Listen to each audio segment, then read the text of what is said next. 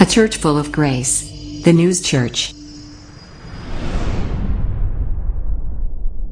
제가 강단에 서기 전서부터 하나님 앞에 서야 된다는 마음 때문에 거룩한 두려움과 떨림이 있어요. 근데 오늘은 이상하게 제가 앉아서, 이상한 게 아니죠. 앉아서부터 은혜를 제가 먼저 받고 올랐습니다. 왜 그러냐면 여러분 덕이에요. 어쩌면 성경 봉독할 때 이렇게 한 절도 어긋나지 않고 한 목소리로 탁탁 성경을 여러분들이 입을 맞추어서, 입 맞추어서만 딱 요거만 편집하면 이상하게 들리죠. 근데 여러분들이 한 마음과 한 목소리를 이렇게 성경을 봉독해, 이게 정말 놀라운 일이거든요. 그러나 우리가 정말로 요즘 예배가 많으면 많을수록 여러분이 함께 연합하여서 정말 주님 앞에 한 마음이 돼서 성령님께서 인도해 주신 줄로 믿습니다. 우리가 이렇게 자주 보아도 인사는 그래도 더 자주 해야 되는 거예요. 그렇기 때문에 앞뒤 옆 사람에게 인사 나눕니다. 축복합니다. 사랑합니다. 인사 나눠보세요. 축복합니다. 사랑합니다.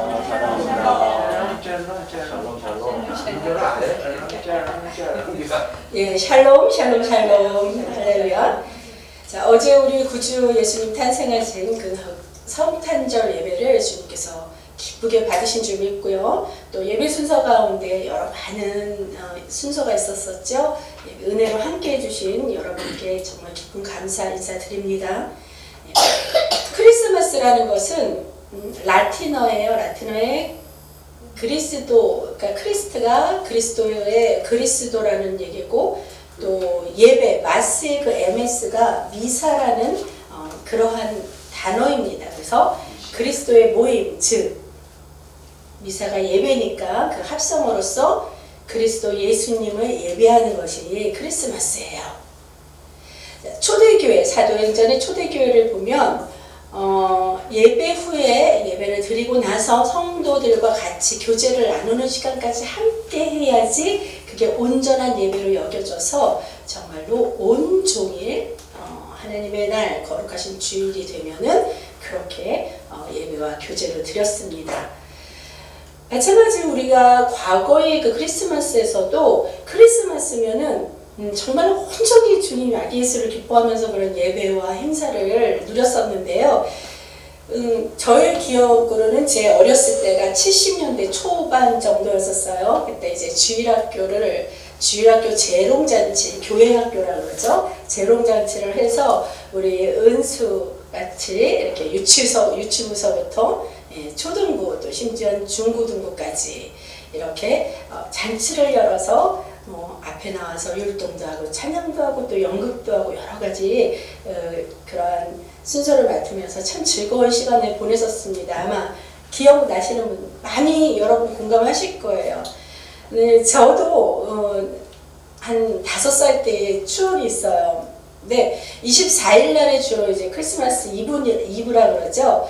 세상으로 나가지 아니하고 우리 믿는 자들은 교회에 모여서 이렇게 공연을 교회학교 공연을 하지요. 성탄 발표회가 있었습니다. 역시나 제가 5살인데도 그 성탄절 첫 순서 시간에 그 인사말이 처음에 들어가잖아요. 제가 그 인사말을 맡았었는데 나중에 이게 얘기를 들어보니까 선생님들이 인사말은 나이 많은 아이들보다 조그만 어린아이가 유치부가 하는 게 좋겠다 그러면서 저를 이렇게 추천했다고 합니다. 근데 가만히 생각해보니까 정말 은수 같은 아이가 나와서 인사를 한다면 얼마나 귀엽겠어요. 그래서 아마 선생님도 생각도 그런 것 같아요. 그래서 제가 그런 무대에 정말 영광스러운 무대에 뽑혀졌다는 게 아무리 어린 나이들이 본능적으로 알았던 것 같아요. 그래서 너무 신이 나서 막 선생님이 알려준 대로 열심히 연습하면서 그날을 손꼽아 기다리고 있었는데 바로 24일 당일날 성탄절 이브날에 아니 갑자기 저희 담당 선생님께서 제가 아닌 6살 된 저보다 1살 위인 언니인데요. 그 언니가 목사님 딸이었거든요. 그 목사님 딸로 변경을 한 거예요. 당일날에. 그래서 저를 하지 않고 그 목사님 딸을 세운 거죠. 그래서 저는 얼마나 슬프고 억울하고 속상합니까? 그래갖고 무대 뒤에서부터 엉엉 울면서 집에까지 울고 갔던 그 기억이 있어요. 제 개인적으로는 그 성탄절 이브를 속상하고 어떻게 보면은 진짜 다 망했어 뭐 이런 어린 마음에 그렇게 지냈었습니다. 그 어린아이가 얼마나 마음이 아팠을까. 그리고 어른이 돼서 생각해 보니 정말 아팠을 것 같은데 그 아픔이 아직까지 남아있더란 얘기죠. 그래서 제가 어른이 돼서 그 어린아이의 그 정수를 위로해 주면서 안아주었습니다. 네, 이미 하나님은 받으셨어. 준비하는 과정에서 열심과 너의 성의를 하나님이 보셨어 하면서 이렇게 토닥토닥 정수가 정수를 안아주면서 위로를 해주었어요. 그래서 우리 교회도 주일학교가 생긴다면 얼마나 좋겠습니까? 정말로 빨리 부흥을 해서 지금 아직 결혼 안 한 청년이 있다면 빨리 결혼을 해서 애를 낳든가 해서 부흥을 해서 주일학교를 좀 만들어야 되겠어요.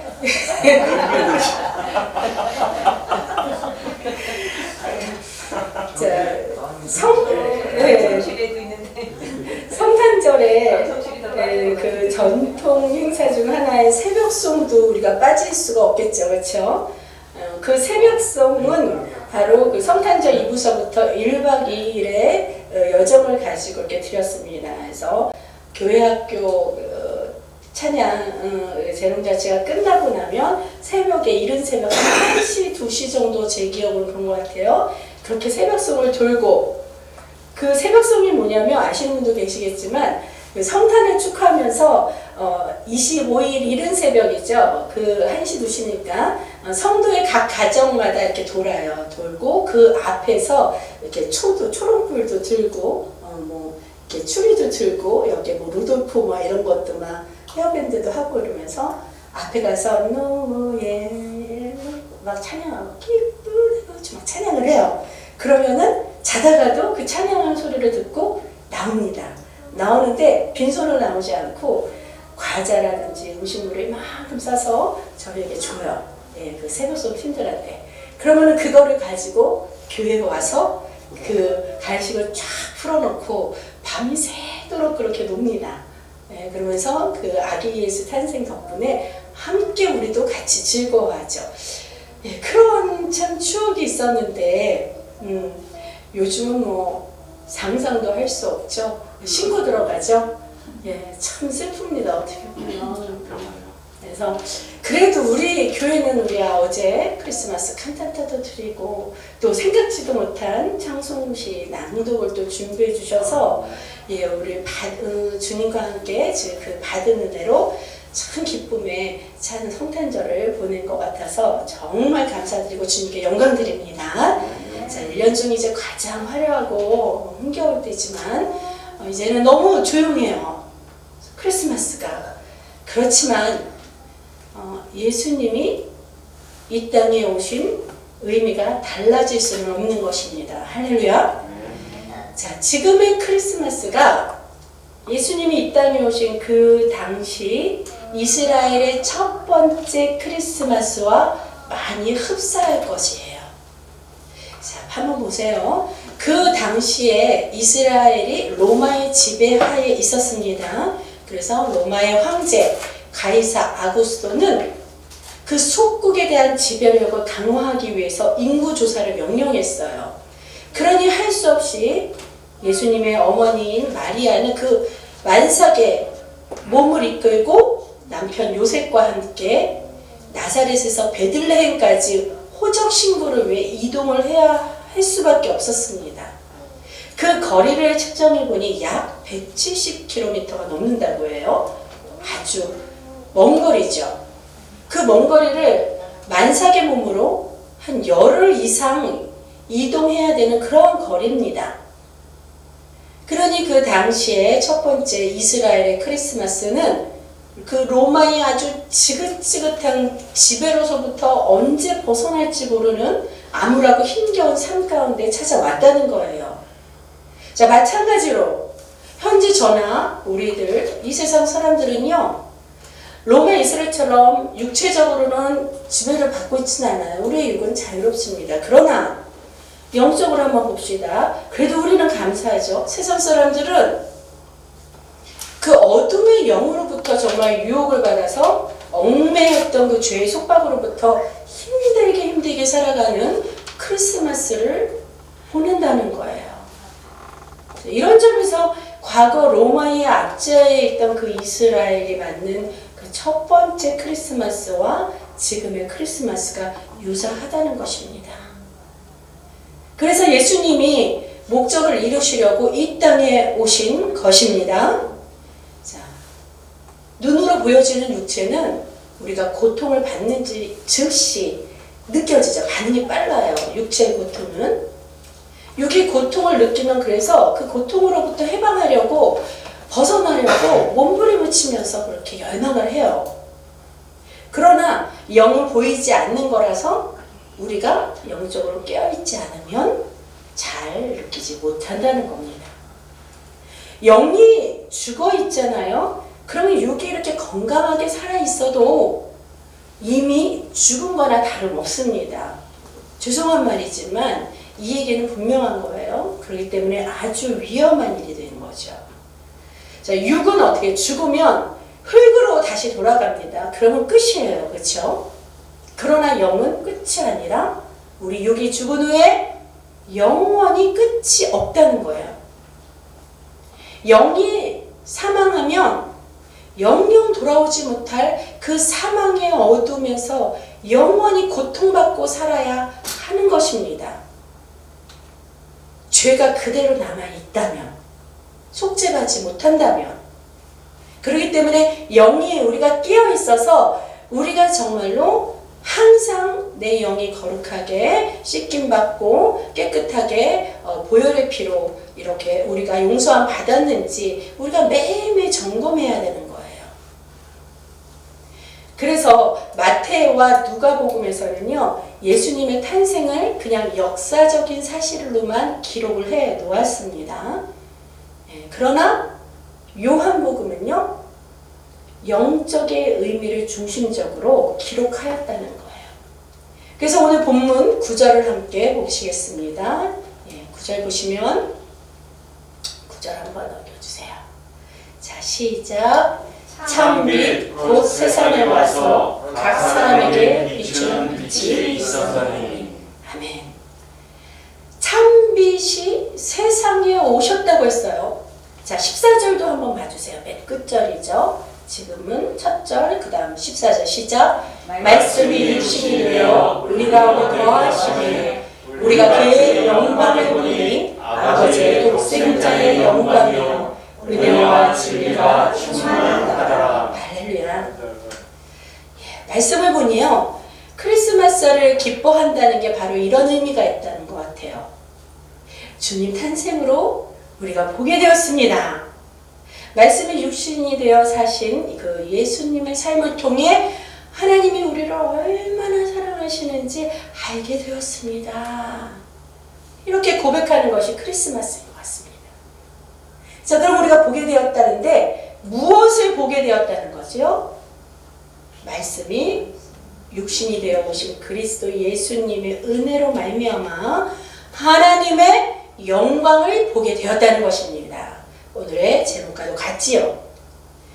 자, 그런데 예수님이 이 땅에 왔을 때 사람들의 반응이 어떠한지 11절에 나와 있어요. 11절도 함께 합독하시겠습니다. 자기 땅에 오매 자기 백성이 영접하지 아니하였으나. 얼마나 안타까운 일입니까? 예수님이 자기 땅에 오셨지만 자기 백성들이 영접하지 않았다는 거예요. 빛이 임했지만 그 빛을 거부한 거예요. 왜 이렇게 눈부셔? 이러고 가리죠. 그것은 곧 말씀을 거부한 것과도 마찬가지라는 뜻이에요. 사람들이 왜 영접하지 않고 거부했겠습니까? 자신 스스로 볼 수 있고 볼 줄 알아요. 그렇게 강한 빛이 없어도 그냥 그 강한 빛을 없애줘도 내가 그냥 볼 수 있어. 그리고 내 자신이 다 생각할 수 있는 머리가 있고 느낄 수 있는 이 마음이 하트가 있기 때문에 나 다 알고 다 느껴. 이 정도로만 생각했다는 것입니다. 그렇기 때문에 영접 빛이 몸에 영접하지 않았다는 거예요. 그러나 하나님의 뜻은 우리 사람이 보는 그 시선과는 다릅니다. 분명 다릅니다. 근데 우리가 모르죠. 사람들 몰라요. 그래서 스스로가 엄청난 착각을 하고 있음에도 불구하고 그들 스스로의 잘못된 생각이라고 인정하지 않기 때문에 메시아인 예수를 인정하지 않았던 것입니다. 유대가 그랬다는 거예요. 이스라엘이. 자, 이들이 생각하는 메시아는 무엇이었었냐면 로마의 압제에서 벗어나는 그 힘센 권력자가 필요했던 거예요. 우리가 로마에서 해방해 줄 수 있는 그 권력자가 오기만 한다면, 로마보다 더 힘센 권력자가 오면 우리는 해방할 수 있을 텐데, 그것이 구원일 텐데, 그러한 생각밖에 없다는 것이죠. 그만큼 빛과 말씀의 필요를 느끼지 못했기 때문에 예수님을 영접하지 않는 것이라는 거예요. 자, 대부분의 신앙인이라고 하는 사람들은 내 자신의 부족함과 연약함은 인정합니다. 여러분도 인정하시죠? 예. 그러나 사람들은 그렇게 생각해요. 연약한 부족함은 인정하지만 예수님이 직접 오실 필요까지는 뭐 있을까? 그럴 필요까지는 없고, 다만 살다가 내 힘이 좀 딸리고 또 내가 좀 아쉬울 때 그때만 좀 오셔서 잠깐 도와주시면 예수님도 그렇게 수고롭지 않고 힘들 필요 없이 그럼 참 좋을 텐데, 왜 이렇게 사람들 내 생각을 한다는 거죠. 적당하게 거리를 두고 있다가 내가 SOS를 띠디디디디 칠 때만 도와주셔도 충분히 스스로 잘 살 수 있다고 생각하는 것입니다. 그런데 우리의 상태는 그런 상태가 아니라는 거예요. 자, 필요할 때만 선지자를 보내서 메시지를 전달하는 것으로 해결될 수 있는 상태가 아닙니다. 죄가 뼛속까지 침투해 있어서 우리의 힘으로는 도저히 벗어날 수 없는 그 굴레에 갇혀있기에 예수님이 친히 오셔야 했던 것입니다. 믿습니까? 자, 재밌는 에피소드가 하나 있어요. 어느 교회에서, 학교에서, 제가 가만 보니까 교회 학교 얘기를 지금 오늘은 많이 하네요. 그 분반 공부 시간이 있었습니다. 담임 선생님이 담당 아이들에게 이렇게 말씀을 전합니다. 우리 친구들, 여러분이 부모님께 거짓말한 거, 또 친구들과 싸우면서 미워한 거, 이런 모든 잘못이 있지만요. 그래서 예수님이 여러분을 많이 사랑하셔서 죄를 대신 지시기 위해서 로마 군인에게 고통받고 십자가에 달려 죽으셨어요. 자, 누구 때문에 십자가에 예수님께서 죽으셨다고요? 이러면서 선생님이 갑자기 이렇게 질문을 합니다. 그랬더니 어떤 사내 아내가 말씀을 듣지 않고 옆 친구와 막 장난을 하다가 갑자기 그 질문만 들은 거예요. 그러니까 손을 뻗쩍 들어요. 그러더니 자신은 나는 정직하다, 막 이런 듯이 당당하게 대답을 합니다. 선생님, 저는 안 죽였어요. 이 대답을 들은 선생님 표정이 황당했겠죠. 아무 말도 못하고 이렇게 서 있다가, 그랬더니 또 그냥 거기서 끝났으면 괜찮았을 텐데, 같이 장난치던 친구가, 옆 친구가 있잖아요. 그렇죠? 그 친구가 선생님 표정을 보더니 이게 정답은 아니었구나. 그러면서 본인 스스로 괜히 같이 장난친 그것 때문에 이제 민망했던 거예요. 그랬더니 옆 친구를 툭 칩니다. 그러더니 선생님, 로마 군인이 죽였어요. 예, 이렇게 대답을 하더랍니다. 예, 참 웃기면서도 이렇게 속으로 좀 슬픈 얘기죠. 이런 얘기를 뭐라 그래요? 오픈 얘기. 예. 자, 만약에 내가 저지르는 죄를 미처 회개하기에도 전에 계속해서 죄가 반복이 된다면 예수님 십자가의 고통은 더욱더 우리 때문에 커진다는 것을 우리가 깊이 깨달아야 할 것입니다.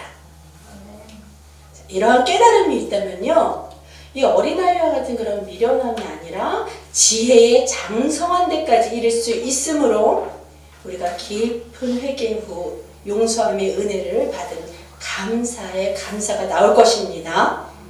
자, 그래서 그러기에 우리가 예수님을 예배하는 그 크리스마스가 온전하게 되려면 그냥 일반적 세상 크리스마스가 아니고 그냥 교회만 들락날락거리는 크리스마스가 아니고 저와 여러분처럼 이렇게 온전하게 크리스마스를 보내게 하려면 이 땅에 오신 예수님을 전적으로 마음 깊이 온전하게 영접을 해야 된다는 것입니다.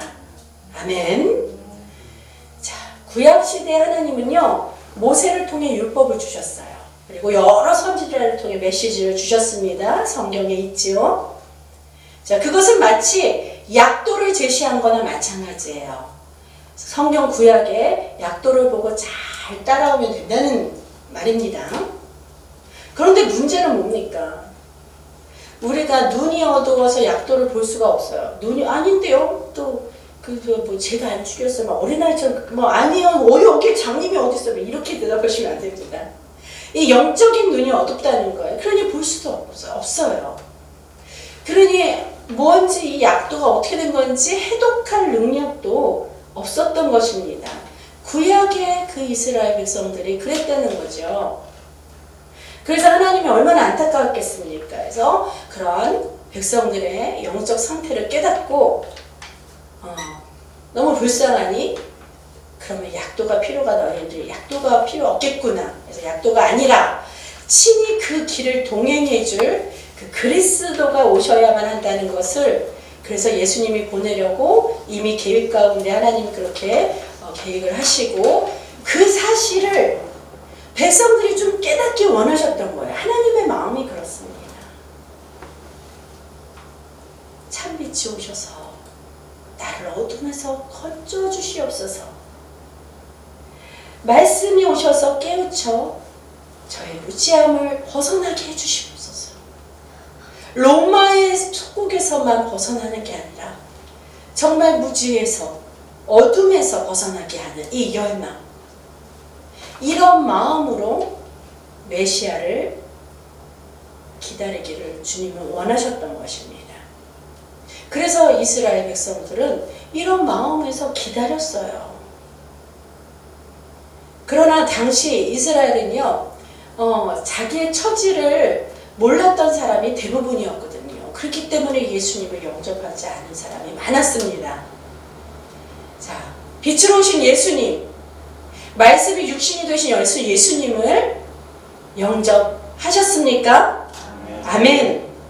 자, 영접한다는 것은 뭐예요? 단순히 손님을 접대하는 차원이나 그저 지식으로 아는 그 차원의 영접이 아니라는 겁니다. 자신의 처지가 예수님이 친히 오셔서 나의 삶을 송두리째 고쳐야 했음을 인정하고 또한 자기 인생의 주인으로 모시는 것입니다. 자, 혹시 아직 예수님을 나의 구주와 주님으로 영접하지 않으신 분이 있으시다면 이제 크리스마스 어제잖아요. 어제였으니 예수님을 영접하심으로 온전한 크리스마스가 되시길 축원합니다. 우리의 삶이 어느 문제의 그 한 부분만 비춰달라 할 것이 아니라 우리의 삶 전부를 주님의 빛으로 비추어 보아야 합니다. 처음 말씀으로 세상을 창조하셨죠. 그러므로 다시 말씀으로 우리를 빚어 주실 때가 되었고 우리는 그거를 믿어야 한다는 것입니다. 자, 크리스마스에 제게 예수님이 필요합니다. 이렇게 고백하면서 빛으로 말씀으로 오신 예수님을 온전히 영접하시기를 축복합니다. 그러면 영접한 사람들은 어떻게 살아가야 할까요? 아마 어제 성탄절 예배를 들으시고 곧 오늘 이렇게 주일이 되어서 이렇게 예배로 나오신 저와 여러분은 이미 예수님을 다 온전히 영접하신 분들이 대다수일 것이라고 믿습니다. 자, 그렇다면 예수님을 영접한 사람들 어떻게 살아가야 된다는 겁니까? 자, 11절에서 13절 말씀 우리 함께 또 한번 합독하실까요? 12, 13절입니다. 시작. 영접하는 이름을 믿는 자들에게는 하나님의 자녀가 되는 권세를 주셨으니 이는 혈통으로나 육정으로나 사람의 뜻으로 하지 아니하고 오직 하나님으로부터 난 자들이니라. 아멘. 아멘. 영접하는 자에게는 하나님의 자녀가 되는 권세를 주셨습니다. 다 받으셨습니까? 자, 이제 하나님으로부터 태어난 하나님의 자녀가 된 줄로 믿습니다. 자, 그래서 하나님의 자녀가 받는 그 권세라는 것은요, 그 신분에 합당한 권리를 말합니다. 자녀에게 있는 그 합법적인 권리는 부모의 사랑과 보호 아래 거하는 것이죠. 그리고 또 그 권리는 부모의 유업으로부터 우리가 상속을 받는 것입니다. 즉, 아버지 하나님으로부터 받는 믿는 자의 자녀들의 유업은 뭡니까? 이제부터는 죄로부터 송사당하지 않는 것이며 그리스도와 함께 하나님 나라를 유업으로 받는 것인 줄 믿습니다. 아멘. 하나님의 나라를 이 땅을 전부를 가져도 정말로 축복일 텐데 하나님의 나라를 전부 소유한다는 것인데 이 얼마나 놀라운 일입니까? 잘 모르죠. 아직 받아보질 않아서 아직 천국을 안 가셔서. 근데요 여러분, 소망을 가지시면은 하나님이 보여주실 줄 믿습니다. 자, 그런데 이 권리에는요 항상 의무가 따르게 되어 있어요. 그것은 하나님의 자녀에게 세상의 방식이 아닌 하나님의 방식으로 살아가는 것입니다. 이러한 삶으로 살아가는 것이 예수님을 온전하게 영접한 자들의 복된 삶이 되는 것이에요. 자, 예수님을 영접하여 하나님 자녀가 된 사람으로서 하나님의 방식으로 살아가면 어떻게 해야 될까요? 어떻게 해야 되죠?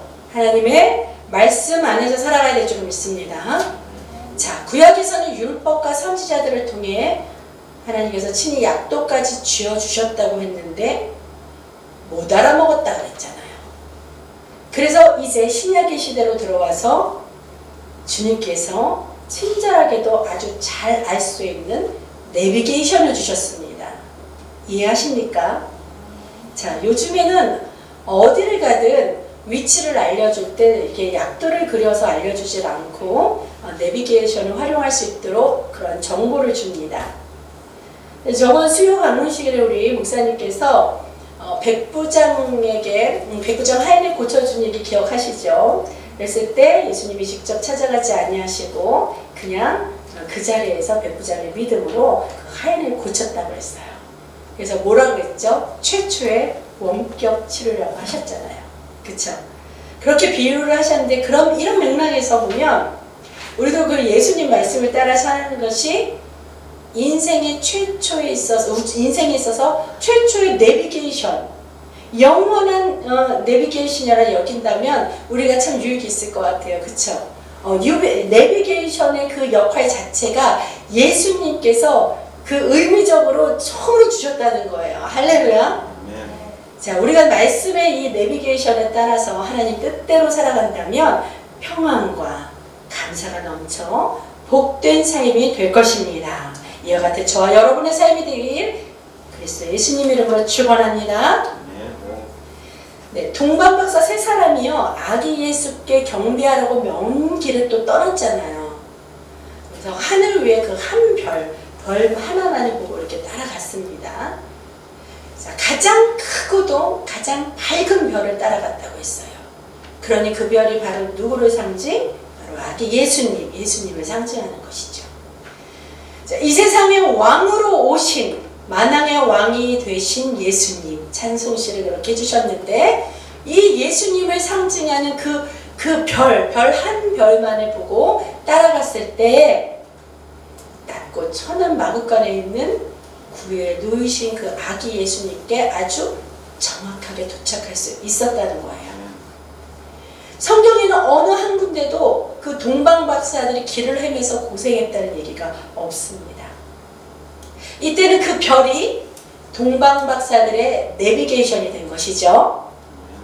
자, 우리도 이 반짝이는 별과 같이 어둠 속에서도 캄캄한 속에서도 빛나는 내비게이션이 되는 그 예수님만 바라보고 살아갈 때 길을 헤매면서 고생하는 일이나 또 그로 인한 환난 등을 모두 다 피해갈 수 있으리라 믿습니다. 영접하는 자, 곧 그 이름을 믿는 자들에게는 하나님의 자녀가 되는 권세를 주셨으니 말씀의 능력으로 말미암아 이런 하나님의 권세로 살아가시는 자녀가 다 되길 축원합니다. 그럴 때 어떻다고 했어요? 우리가 그의 영광을 보게 됩니다. 할렐루야. 참빛으로 오신 예수님을 영접하고 영적인 눈이 탁 뜨이게 되면요, 비로소 우리가 안 보이던 것들이 다 보이게 되는 것이에요. 자, 마지막 14절 한 번 더 읽겠습니다. 시작. 말씀이 육신이 되어 우리 가운데 거하심에 우리가 그의 영광을 보니 아버지 독생자의 영광이요 은혜와 진리가 충만하더라. 할렐루야. 말씀이 육신이 되신 독생자의 영광을 보게 된다는 거예요. 영광이 무엇입니까? 굉장히 귀한 자리나 귀한 사람을 만났을 때 영광이라고 합니다. 자랑스러운 일이 영광이에요. 신분이 상승하게 되는 것이 영광입니다. 그런데 예수님은 영광인데 예수님이 육신이 되어서 이 땅에 오셨을 때는 어떤 모습이었어요? 눈으로 보기에는 그 영광의 자리가 아니었죠. 너무나 비천한 모습이었습니다. 고향도 아닌 외지에서, 그것도 구유에서 태어나셨다는 거예요. 예수님의 이 출생만이 아니라 예수님의 삶도 세상의 관점에서는 영광스럽지가 않았다는 겁니다. 사람들에게 배척받았고 십자가의 죽임을 당하셨습니다. 자, 이렇게 하나님이 인간이 되신 것만 해도 추락인데 인간 중에서도 가장 비천한 모습까지 추락하셨다는 거예요. 근데 이것이 영광으로 보입니까? 자, 우리의 삶도 봅시다. 우리가 흙수저, 금수저 이런 말을 많이 사용을 하죠. 자, 흙수저는 뭐예요? 흙수저는 그저 나무 숟가락 같은데 흙을 담는 게 이게 흙수저예요. 근데 가만히 보니까 제가 이 말씀을 준비하다 보니 재밌게 깨닫게 됐는데 예수님도 구유에서 태어나셨단 말이죠. 근데 그 구유가 뭐예요? 재질이 나무란 말이에요. 나무. 예, 나무로 그 나무로 만든 구유에서 태어나셨는데 어떻게 예수님께서 십자가에 달려 돌아가시고 모든 물과 피를 다 흘리고 모든 것을 다 내어주셨을 때 그 구유가 아닌 하나님의 영광의 보좌에 앉으셨잖아요. 예, 그런 것처럼 우리도 비록 여기에서 나는 금수저야 이러는 분 아무도 안 계실 것 같아요. 금수저 계십니까? 손 한번 들어보실래요?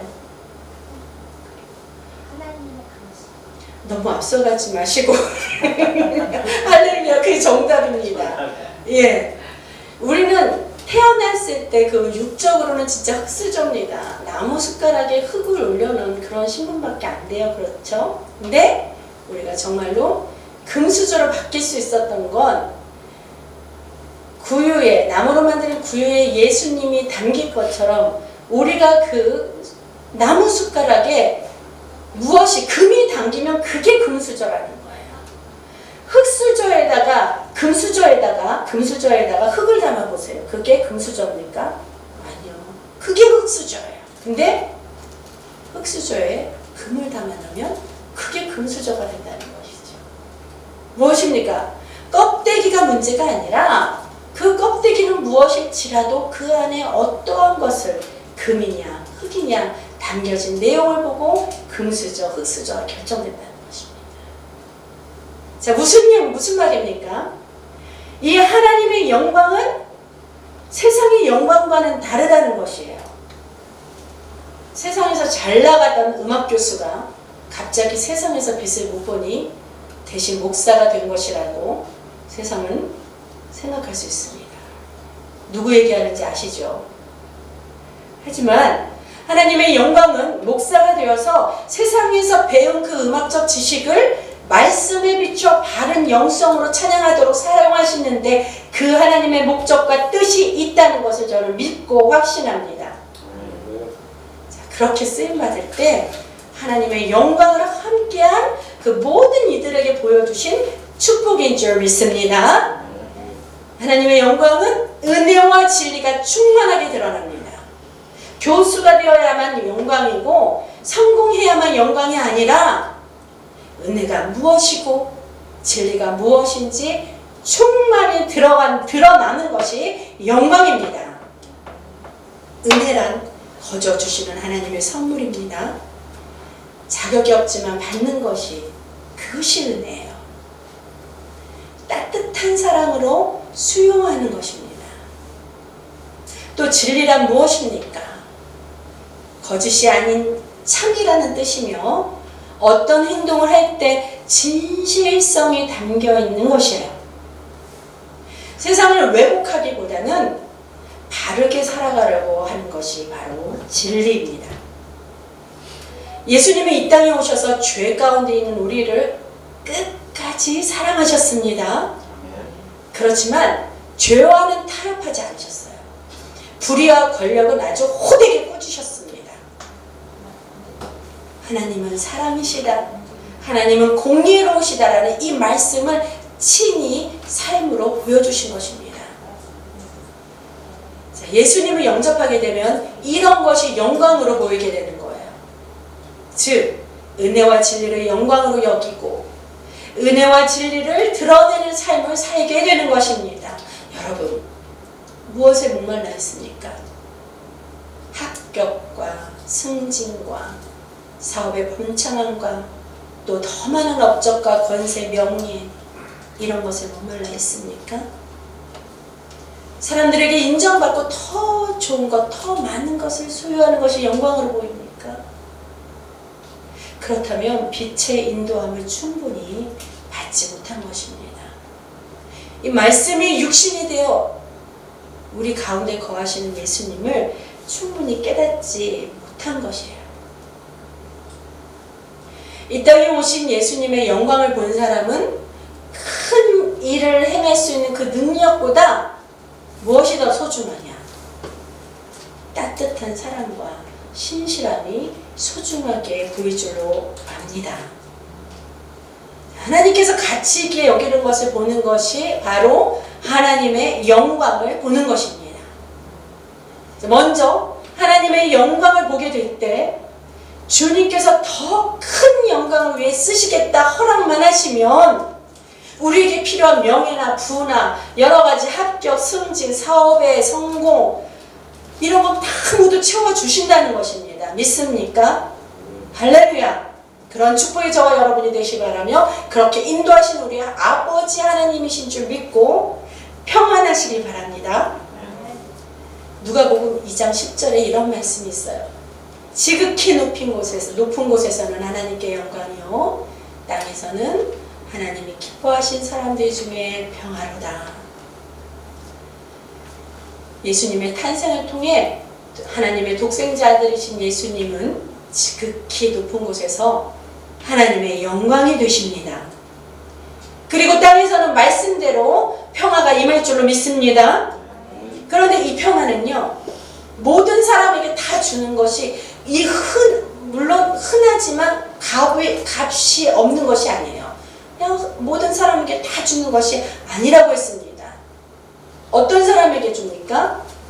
하나님이 기뻐하신 사람들 중에 주시는 평화, 하나님이 분명 기뻐하신 사람 중에 주시는 평화라고 했습니다. 즉, 하나님께 선택받은 하나님의 기뻐하신 하나님의 자녀, 이 백성들에게 오는 평화라는 거예요. 저와 여러분은 선택받은 하나님의 자녀인 줄 믿습니다. 그러므로 먼저 하나님이 기뻐하시는 삶을 살아가야 합니다. 먼저 그 나라와 그 일을 구하는 삶을 살아가야 할 줄로 압니다. 이 어둡고 소란한 세상에 인간의 몸으로 예수님 오셨습니다. 저와 여러분의 빛으로 말씀으로 오신 그 예수님을 별과 같이 갈 바를 알려주시는 인생의 내비게이션을 삼고 그분을 따라 살기 소망합니다. 예수님께서 직접 오시지 않으면 답이 없기에 오셨어요. 예수님 영접하는 것 외에는 답이 없습니다. 길이 없습니다. 더 나아가 주님 뜻대로 살아가면서 온전히 예수님을 영접하십시오. 그래야 약속받은 구원의 완성을 이룰 수 있습니다. 사랑하는 더뉴스 여러분, 무엇보다 하나님의 영광을 보기 위해 목말라하며 하나님만을 끝까지 바라는 2021년의 오늘 마지막 복된 주일이 되길 바랍니다. 그리고 맞이하는 그 새 2022년도에는 더욱 큰 영광을 볼 수 있는 은혜와 진리가 충만한 삶이 되길 그리스도 예수님 이름으로 축복합니다. 축원합니다. 기도하시겠습니다.